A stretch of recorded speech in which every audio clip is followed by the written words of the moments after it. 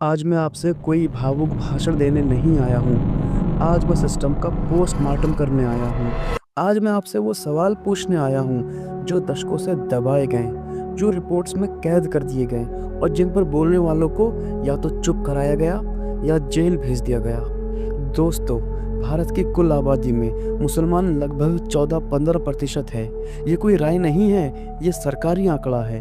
अब सवाल ये है, अगर आबादी 14-15% है तो फिर सरकारी नौकरियों में ये हिस्सेदारी 2-4% से आगे क्यों नहीं जाती?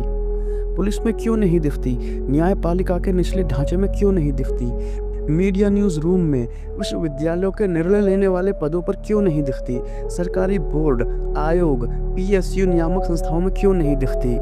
और अब सवाल तो बनता है कि क्या ये सब अपने आप हुआ?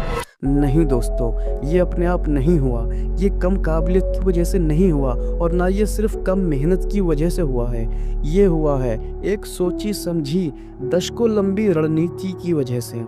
आज अगर मुसलमान गरीब है तो उसके पीछे इतिहास है। आज अगर मुसलमान हाशिए पर है तो उसके पीछे नीतियां हैं। आज अगर मुसलमान सत्ता से दूर है तो उसके पीछे घटिया सियासत की साजिश है। दोस्तों, आज़ादी के बाद से ही सरकारी सिस्टम पर एक ख़ास वर्ग का नियंत्रण रहा है।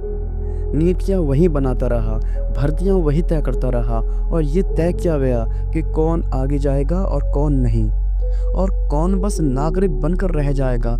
मुसलमान को नागरिक तो बनाया गया लेकिन पार्टनर नहीं। आपको याद है सच्चर कमेटी?